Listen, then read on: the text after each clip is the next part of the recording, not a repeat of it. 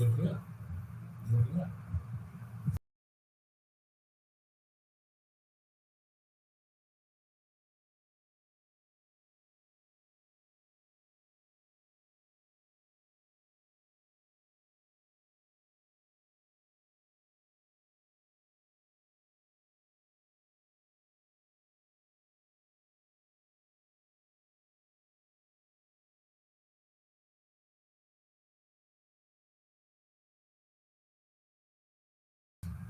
Welcome to the session for Masters of Business Administration.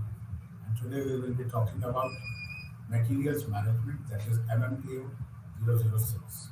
We will be continuing with spare parts management. What are the issues and challenges? Spare parts are components kept in reserve to replace some components fitted to a machine and equipment when they fail. However, the failure rate varies with the machine's life cycle, nature of its use, and extent of preventive maintenance.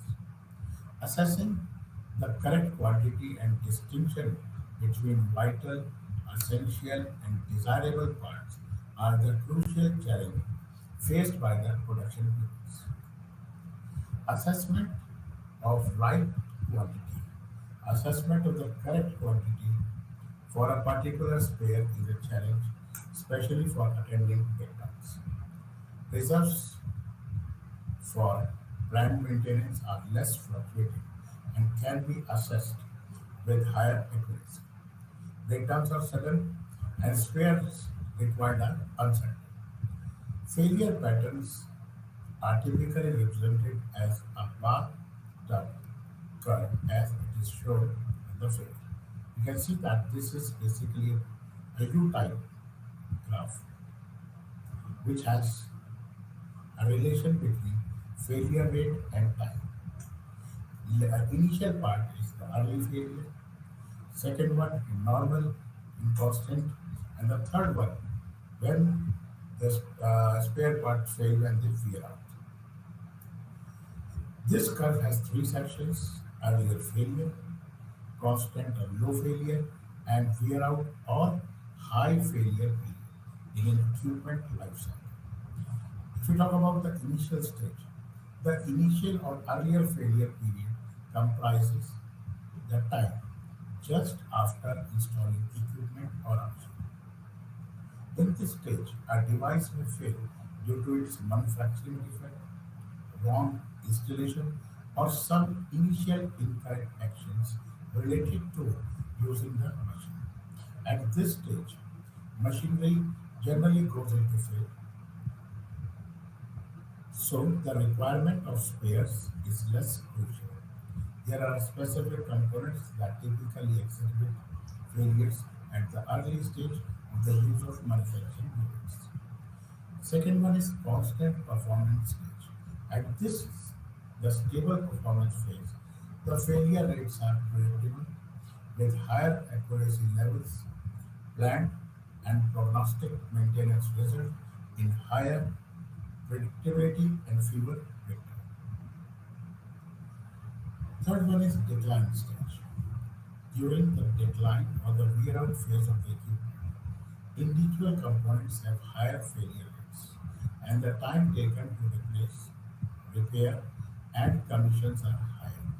The organizations need to hold an inventory of almost all vital and essential parts, irrespective of their values. Now, we will move to VED analysis, that is, the distinction between vital, essential, and desirable space.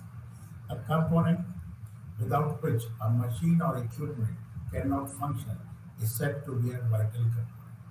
These components are also crucial from the safety of life perspective. Vital spare parts replace the vital components and cannot be repaired or temporarily made to work with interim support. Vital components are necessary to ensure uninterrupted production. Thus, these parts must be available whenever they are required. Certain items are essential and their breakdown can cause stoppages. but can be repaired without making replacements. In cases where repairs do not yield the desired result, the machine operates suboptimally and the repaired parts may be replaced with new ones. In some such cases, the production unit gets some time to buy a new spare if the same is not available in stock. Then comes your desirable items. These are the ones without which the operations can continue but causes inconvenience to the operator and the processes, leading to delays and low performance. If the lead time of procuring a spare is less than stocking, these items may be avoided. For example, a broken machine handle will not cause a stoppage to operations, but cause inconvenience till it is replaced. Availability of right material at right time, SDE analysis. Scarce item. Certain items are scarce, sources are limited, and demand exceeds supply. For example, rare earth elements such as lithium and platinum required in making components are scarcely available and affect the supply of spares. Second one is difficult items. Certain items are unavailable locally and have to be procured from distant sources, leading to a higher lead time for supply.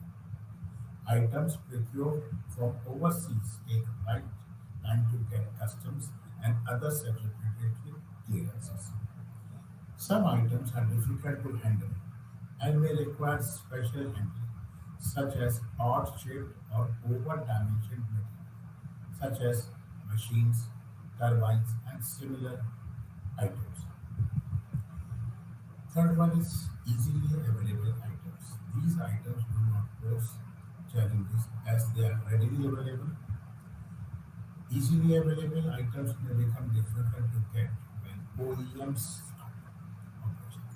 For example, Ford Motors withdrew manufacturing from India in 2021 and uncertainty linked with the current owners. However, the car manufacturers has assured continuous availability of spares for the next 10 years. In India, cars are generally used for at least 15 years and sometimes by multiple owners. Non-moving items, that is FSM analysis, fast moving. Certain items are fast moving and do not have the problem of obsolescence. In such cases, availability is challenging if these items are scarce or difficult to obtain. Slow moving. The failure rates of such components are low and the spare parts inventory is used less frequently, getting obsolete. The challenge arises if the slow moving item is vital and has high cost. Then comes holding and opportunity cost. High valued items, such parts stored for longer time, result in holding and opportunity cost as capital is brought. At the same time, if the spare is vital, high valued items pose a challenge. A contract with a spare supplier for vendor managed inventory, what we call as V&I, could help non-blocking of capital and can be available when needed. Medium value items. Spares of medium value pose a challenge when they are slow moving but are either vital, scarce, or both. Low value items, these items when stored have low holding and opportunity cost, but care needs to be taken when they are non-moving and the result is obsolescence. Managing spare part inventory. The above discussion emphasizes that vital, scarce, high value, non-moving items need attention as mismanagement of these parts can cause production stoppage, higher holding, and opportunity cost. The conventional approach for ordering, that is economic order quantity, what we call as EOQ, is based on trading of carrying and holding cost, but not to be appropriate, including for seasonally available spares.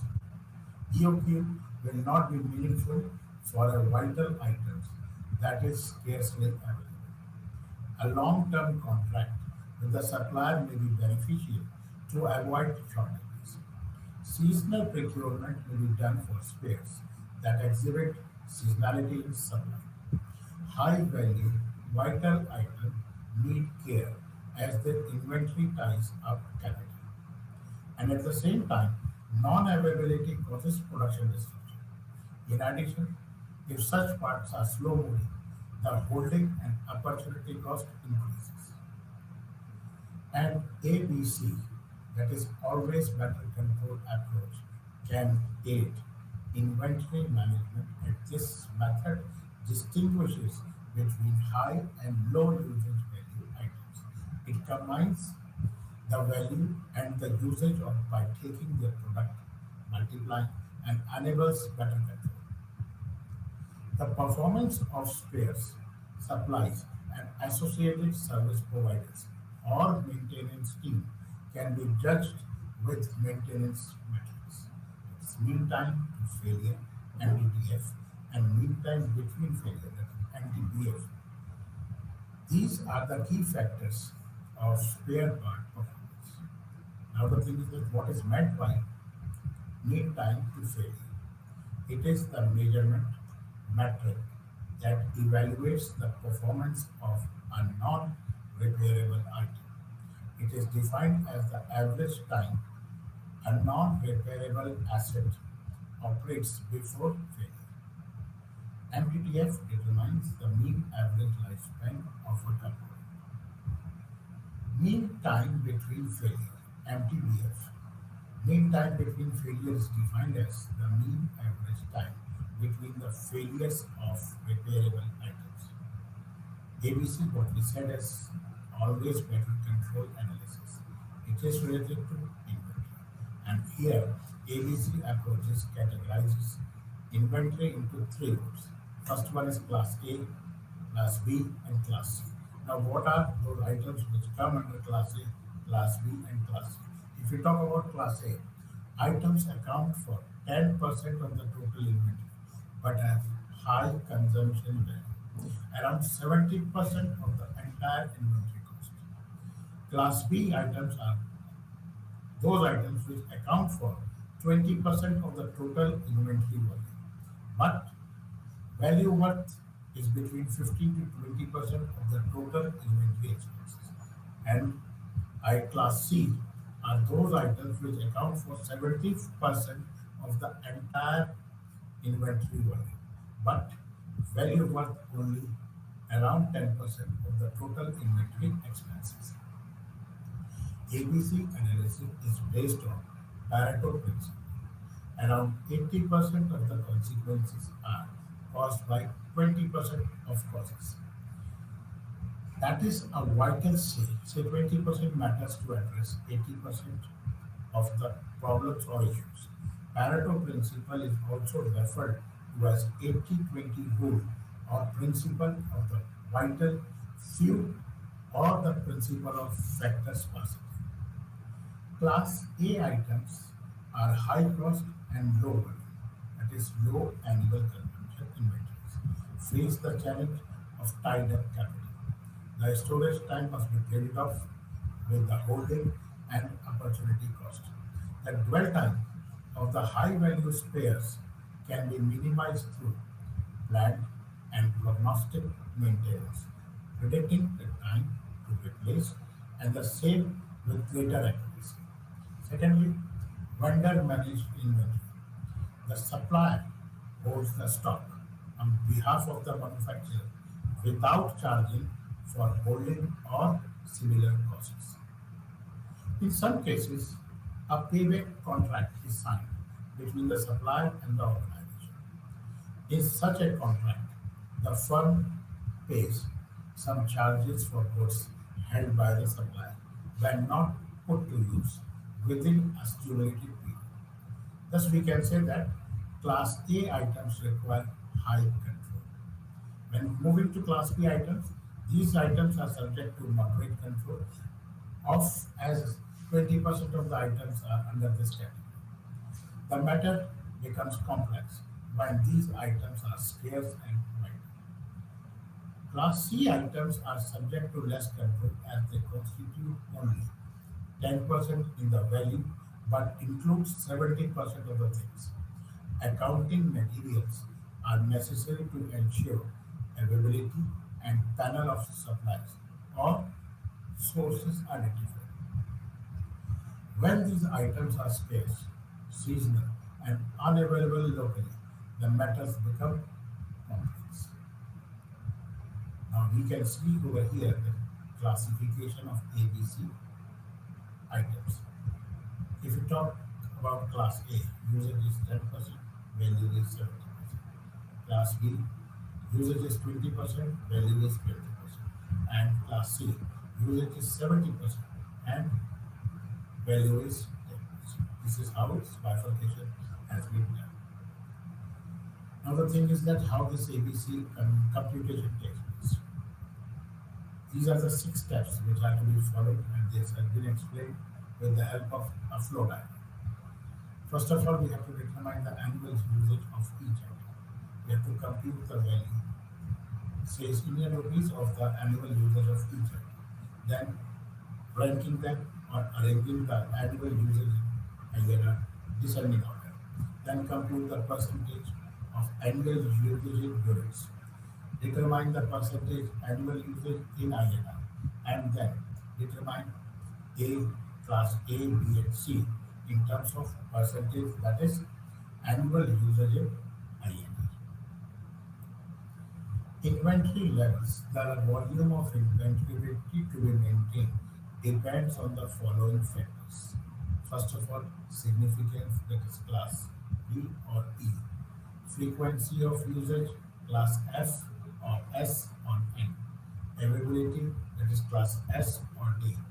Lead time to supply, and uncertainty of deviations in supply chain, that is supplier and supply chain reliability.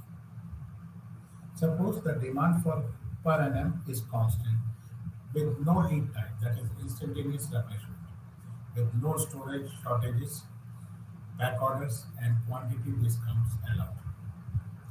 In that case, the following economic order quantity model can be derived. The EOQ can be derived from the ordering and holding cost trade-off equation. The economic order quantity is that quantity for which the holding and ordering costs are equal. So when we are finding out the value of quantity, that becomes under root 2D C naught upon CH. This is basically the empirical formula for economic order quantity, where D is the annual demand, C naught is the ordering cost, and CH is the holding cost. Service rate for ABC and VEB items classification. High service rates are suggested for V items, that is vital item. If the vital spares are also high cost, then risk cost analysis is recommended.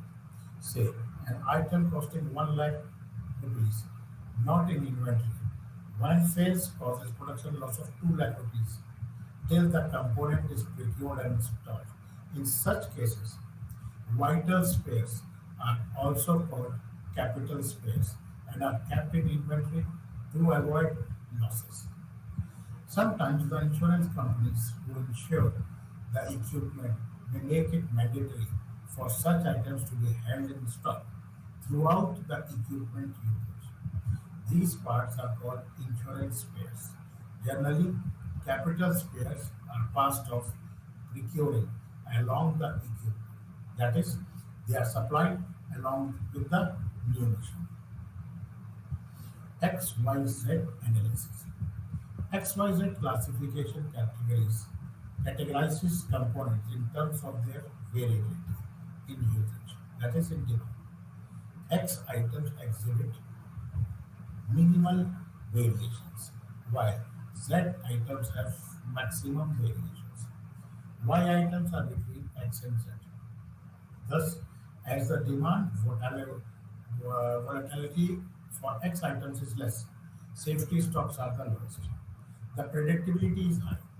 In these cases, firms can easily implement just in time, that is JIT, and the vendor managed inventory, that is VMI.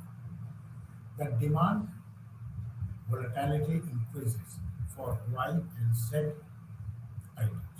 So, just in time and vendor managed inventories can be negotiated with difficulty for Y components, but are not generally feasible for Z items. The matter becomes complex when items A and B type with Z level variations. Now here we can see how X, Y, Z and A, B, C are integrated or connected and how they do they work. If we talk about item A and its class is X, will have high consumption value, high predictability, and high continuous demand. If we move on to item B, it has medium consumption, high predictability, and continuous demand. And for the C category, it's low consumption value, high predictability, and it is in continuous demand. Similarly, if we talk about Z, high consumption, low predictability, irregular demand. For B category, it's medium consumption value, low predictability, and higher demand. And for Z and C relation, it's low consumption value, high low predictability, and irregular demand. We've seen that how ABC and XYZ analysis is done and how they are related. Now, forecasting of spare parts required. Prognostic maintenance. Prognostic maintenance aims at identifying the present and future condition of the components of a machine and predicting its residual life or failure. The prediction result is used to arrange spare parts and replace the items before failure.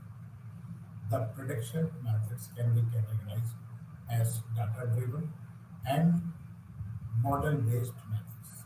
Initially, we'll talk about data driven methods. Machine learning, that is ML technique, such as neural networks, are used for predicting residual useful life. This is a data driven approach when data on the component's condition, the cause, using sensors and the machine performance, the effect, are collected and analyzed using machine learning algorithms. Hybrid method, that is data driven method, are treated as a black box approach and may give less accurate results due to over or underfitting data. Model based methods rely on fewer data and are helpful but may be complex to formulate and solve the models. The current approach includes hybrid methods that integrate both data driven and model based approaches for greater accuracy in prediction. Then, spare parts life cycle spare part management. The life cycle comprises of six stages, starting from the requirement, identification, specification of spares, inventory level to be maintained, that is pre-order level, quantity to be ordered, usage and disposal. This is a complete life cycle. Here we can see the disposal as shown in the diagram is a crucial factor following the circular economy concept. First, this diagram is self-explanatory but I've already discussed it. The requirement identification, then specifications, reorder level, quantity order, usage, and after using that disposal to come. That has to be done very carefully because that is the critical requirement identification. Different approaches which we have discussed about, such as path analysis, can be used for requirement identification. In addition, mean time between failure and mean time to repair, followed by prognostic maintenance, indicates the requirement of spares in terms of quantity and time to replace it. Second one is specification. This is the most crucial or incorrect specification must lead to low performance and cascading effect on the other components. Preference should be given to the procurement from original equipment manufacturers. Reorder level. If the inventory is stable in demand, VMI is suggested. Hence, inventory level should be based on lead time to supply and uncertainty in demand or lead time or both the conditions. Quantity order for parts exhibiting stable demand and lead time. EOQ model can be used to determine the order quantity. Else, reorder level and safety stock method can be applied given the variations in demand and lead time. The order placed will equal the sum of the EOQ and ROL. System of inventory management, which is also referred to as fixed period inventory management system. Under the periodic review process, the order quantity equals the difference between ROL and quantity in stock. The order quantity is the difference between ROL and quantity in stock. System of inventory management, which is also referred to as fixed quantity inventory management system or continuous review process. Under the continuous review process, orders are fixed quantity when the inventory level falls below the ROL. Here, time to place an order varies, but the amount ordered every time is fixed. The EOQ is prescribed for the quantity to be ordered. Next stage is usage. Items in stock can have different usage level, high or low, fast or slow, or maybe moving or non-moving. Based on the consumption, the inventory levels are adjusted and requirements identified. Then comes the disposal. Disposal of items refer to their reuse and recycling, not mere dumping. Most components are non-biodegradable, so disposal must be done with care. The circular economy stresses the removal of non-green items or reduction, reuse, and recycling. Now we move to unit 9, that is codification and standardization of materials. We will start with classification. When there are numerous items handled by an organization, their planning and coordination becomes extremely difficult, if not impossible. If each one of them is handled separately, classification of materials involves grouping of items according to some criteria. We are quite familiar with classifying our domestic articles into clothes, kitchenware, electric appliances, electronic gadgets, furniture, professional items, entertainment items, groceries, consumables and non-consumables, etc. It is easy to see that an item will belong to more than one class depending on certain criteria used.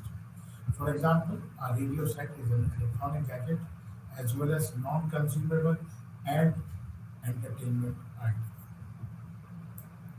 What is the purpose of classification?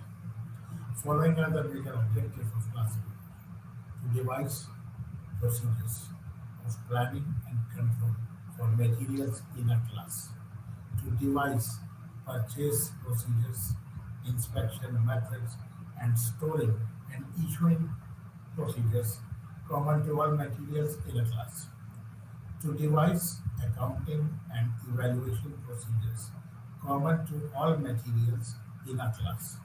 Obviously, the concentration of effort according to the class system would be more efficient and effective as compared to diluted effort corresponding to each individual item. Following are the major classification systems on the basis of nature of material.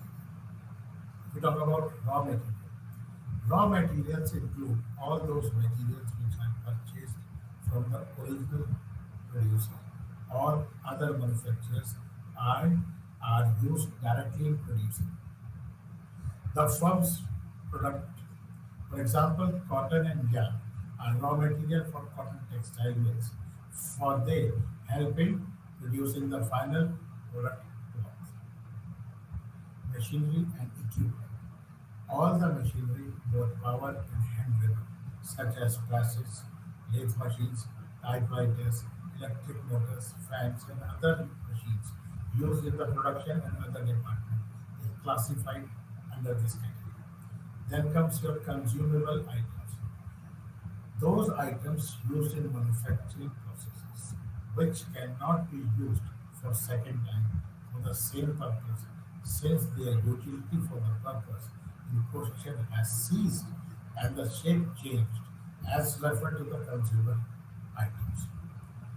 Coal, coke, mineral oil, lubricants, cotton waste, paints, varnishes, pencils, carbon, paper, ink, stationery items, etc. are few examples of consumable items. Then comes your chemicals, substances obtained after undergoing certain processes in chemistry, according to a formula devised for the purpose may be known as chemicals. They should be stored, preserved, and issued very cautiously after a careful scrutiny and proper analysis, since their use involves risk even to life. Items like carbide, acids, etc., can be classified under the head inflammable items. Items highly susceptible to fire, such as petrol, kerosene, films, dopes, and paints, fall under this category. Due to their hazardous nature, they are generally stored as far as possible in the main building with complete firefighting arrangements taken by. Fuel stock. These are also consumable items, but there is a slight difference between the two in respect of their uses. Then comes the furniture. Movable contents of a house or a room, like chairs, tables, almaras, benches, etc., are furniture items. Their repair, renewals, and replacements also require proper maintenance of records, since they are issued temporarily on loan basis to the departments. Scrap material. On the expiry of life of a particular item, the residue is called the scrap.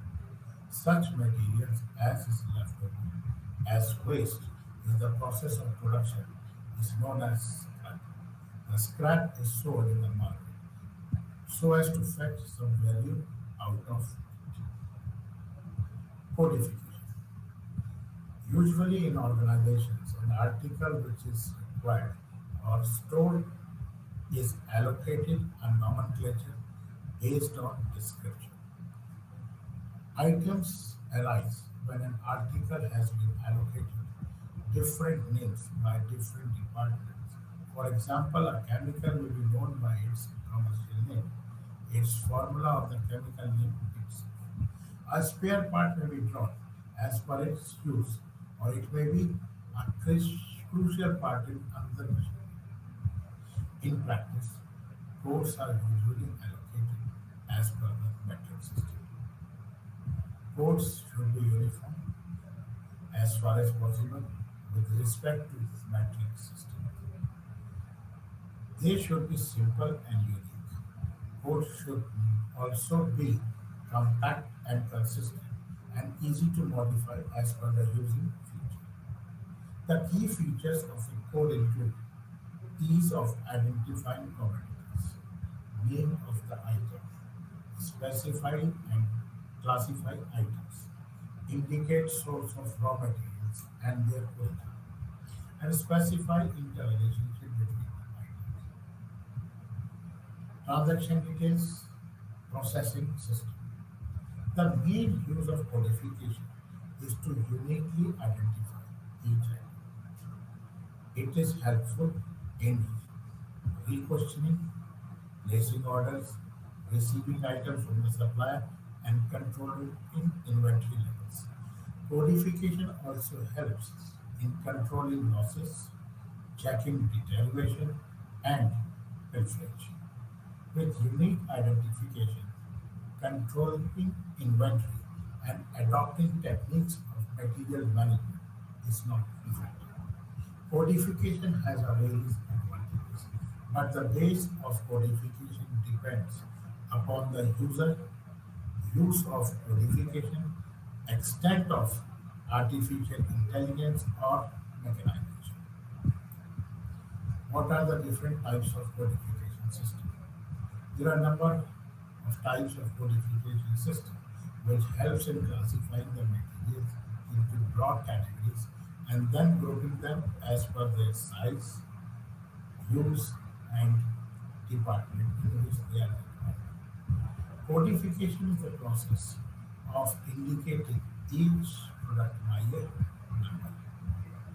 The digit of the number indicates group, subgroup, time, and its dimension. The simplest way of coding is based on their use. For example, raw material, components, spare parts, tools, fixtures. Another way of groupings can be based on shapes of the item or their material. For example, wires, tubes, rods, sheets, bars, steel, iron, etc. There are a number of types of codification system. First one is arbitrary system. This type of system is based on allocating serial numbers to the material while stored and is also its code number. Through this approach, inventory items are identified through arbitrary numbers as times sequential. These numbers are discrete but do not have a systematic relationship with each other items. Two similar items or products going into similar finished good may have numbers which are quite distinct and may have a large gap between them. The main disadvantage of this system is that there is no limit to code allocated to each item, while the main disadvantage is that these codes may not indicate the characteristic produced by the item. Mnemonic system. In this system, alphanumeric notations are adapted as symbols in codes. In these codes, each part has a significant meaning associated with the characteristics or use of the item. For example, a product like screws purchased for the assembling department of an organization with crosshead may be represented as P, SC, ACH 20. Now, this system is used in cases where there are less number of items. This makes identification much easier and it is descriptive in nature. And the disadvantage of this system may be inability to identify large number of symbols, items because they have their limitation. Then comes wish system. In this system, an item is identified with 7 digits and 3 different stages. The items are first grouped as per their characteristics, and then 7 digits are coded to it. This system is based on logical grouping of products. This logic is primarily based on the source of supply. For example, all materials required are first classified on their characteristics like hardware, spare components, and then allocate a code. Characteristics of codification.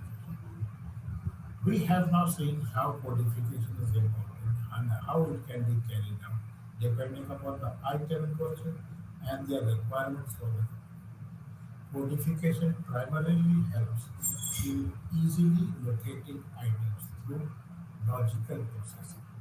What are the characteristics of good coding system?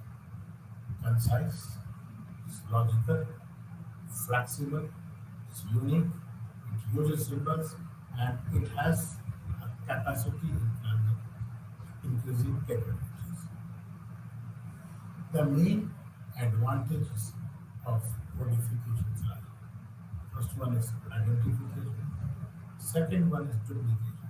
Codes helps in preventing duplication and arranging the items in a logical way. The third one is standardization. This helps in reduction of varieties and groups identical items together. Codification also reduces the cost of inventory and brings about standardization in purchasing and storing items. Fourth one is purchasing. Codification helps in simplifying negotiation with the suppliers as use of codes, easily documentation preparation like invoice, purchase orders, requisition, etc. can be done. It helps in reducing time and brings clarity in transaction. Recording and accounting. It eases stocking process, helps in efficient recording and reduces discrepancies in accounting. Then comes your location and inspection. Codification helps in locating items easily and also inspecting them as and when required. Automation.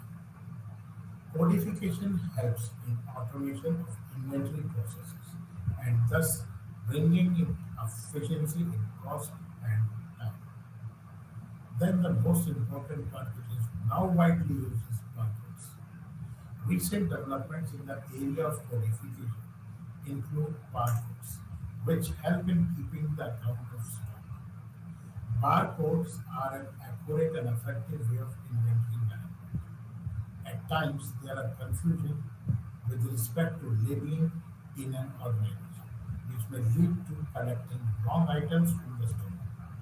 This can be taken care of by introducing barcode inventory system.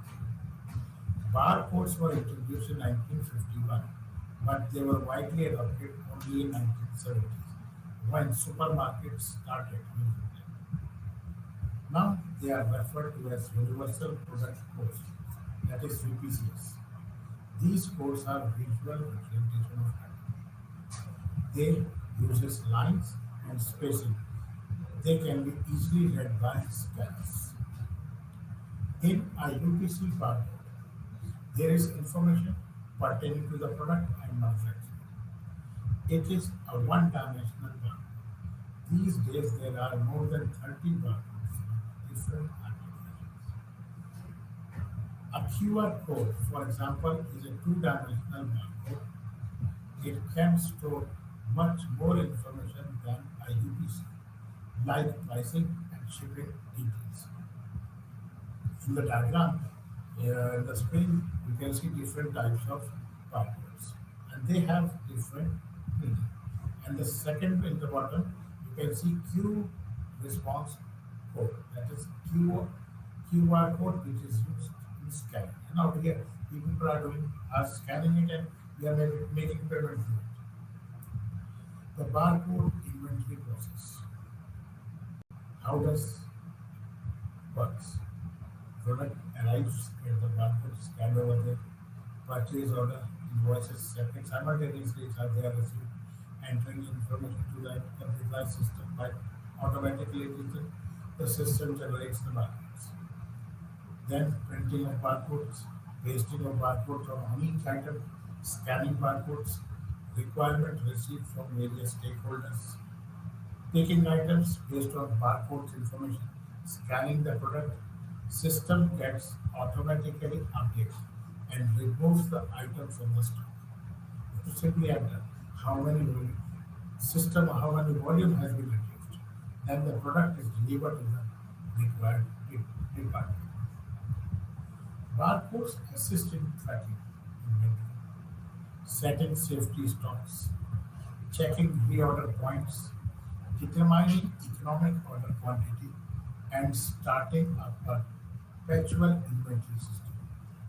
For barcode inventory management, there is a need to select the need for it and for organization. The steps for devising a barcode for a business are: number one, select the barcode. Second step is barcode requirements. Third one is barcode information. Fourth one is hardware and software. And the fifth one is implementing barcode process. Standardization.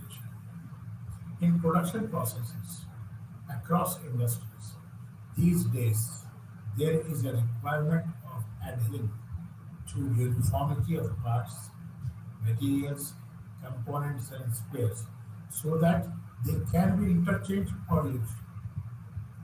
Producing standard products reduces production costs and also enables production at mass scale. Standardization also reduces replacement cost and makes procurement easily and cheaper. In India, standardization at the national level is carried out by Bureau of Indian Standards, and in short we call it as BIS. A few important characteristics of standardization are: it enables mass production by simplifying the reach of all the items for every department. Secondly, it helps in manufacturing products of standard sizes.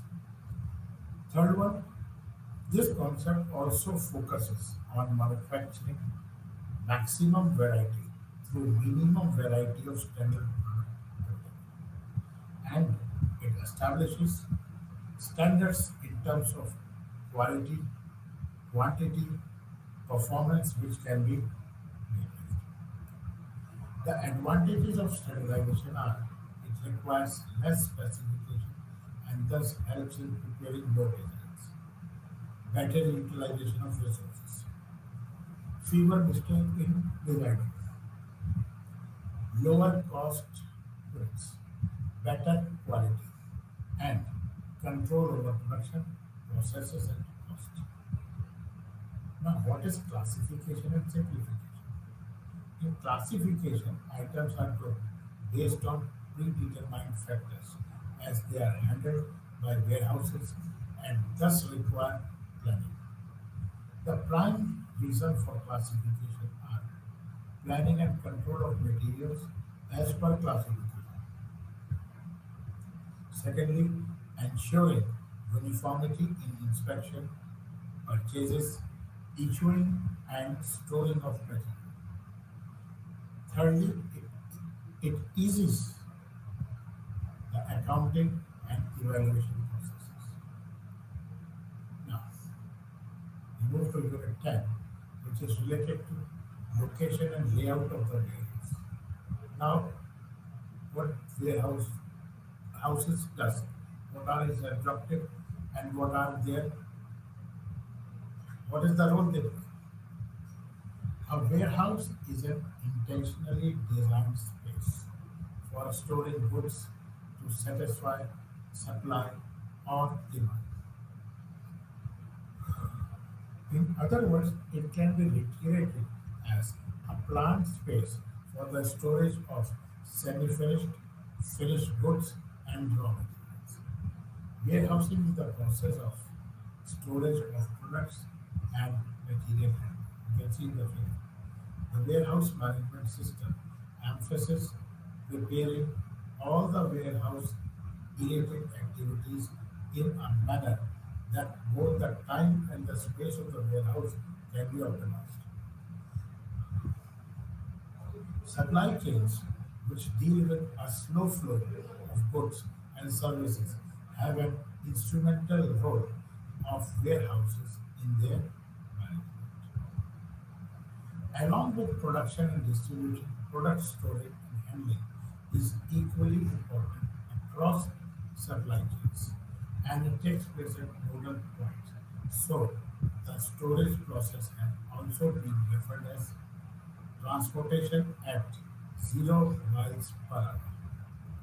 This is a figure which depicts the material warehouse, material handling, and storage system. Now you can see that the, there are two inner boxes. From the top is the inbound terminal where goods normally enter. Is way for temporary storage, and the right region is for the movement. And then when the orders are placed, then that METWIP, that material shifts from way for picking the orders, and it is then by the vehicles is moved away. This is how basically your warehouse system works. What are the objectives of warehousing? Following are some of the key objectives of the warehousing. It coordinates between supply and demand. It assists in managing customer relations at the front end towards the retailer side between retailer and consumer. It brings clarity to the production and by displaying the actual stock lying at any nodal point of the supply chain. And it reduces the transportation cost from the source to destination. Warehouse classification on the basis of subfunctions. Inventory, holding, storage, and material handling are the two subfunctions of warehousing. The concept of material handling implies loading, unloading, and moving the goods from goods to and from various locations as well as inside the warehouse premises. The inventory holding subfunction stocks the product over time. Varied locations in the warehouse spread over different periods are chosen depending upon the purpose of storage. The action of moving and storing products within the warehouse looks like moving and storing of goods between various supply chain levels. Hence, the storage system can be defined as distribution system of a smaller level which must plan all the warehouse activities like receiving, storing, assembling, picking, knitting, and dispatching the goods to orders. This is how warehouse classification on the basis of subfunction takes place. Warehouse, there are two types of subfunction, that is storage space and material. Now, as far as storage space, it is holding, consolidation, break bulk, mixing. And when it talks about the material handling, it is related to loading and unloading, movement to and from the storage space, and order filling. Storage space holding function. Storage space is one of the important sub-functions of a warehouse, which can perform a few primary functions of holding, consolidation, break bulk, and mixing. Now, the holding function of any warehouse refers to the organized holding of required inventory in a protected manner. The time horizon and specific requirements of storage decides the location and layout of the warehouse. The goods stored in the warehouse can be finished goods to meet the retailer's consumers' requirement, which can be electronic goods, automobiles. If we talk about semi-finished goods, to be assembled as per the order, that is furniture, or the raw materials to be used or transported by the manufacturer located nearby. Consolidation is basically done along with holding the goods for a defined time of one of the sub-functions performed by a warehouse in consolidation. Here we can see that there are four manufacturers. They are moving the material to the distribution warehouse, and from this distribution house, four vehicles are taking that material to the customer. Bulk, break bulk. Another utility of warehousing goods in break bulk. The bulk of material are performing the opposite of consolidating the consignment. Manufacture a slow rate TL shipment moves to warehouse, and from the warehouse it is distributed to the customers. ABS. Now mixing. Another use of warehouse is for mixing of the products. Organizations purchase multiple parts from multiple sources to take the complete assembly of their products. Three manufacturers are sending to the material to the distribution house, and from the distribution house, it is moving to the end user by vehicles. Warehouse location, the geographic place where any desired unit to manufacture products, deliver services, or stock product is situated. The location of any specific purchase is chosen after evaluating several factors. The warehouse location is a crucial issue in comparison to manufacturing or service unit location. Manufacturing or service units.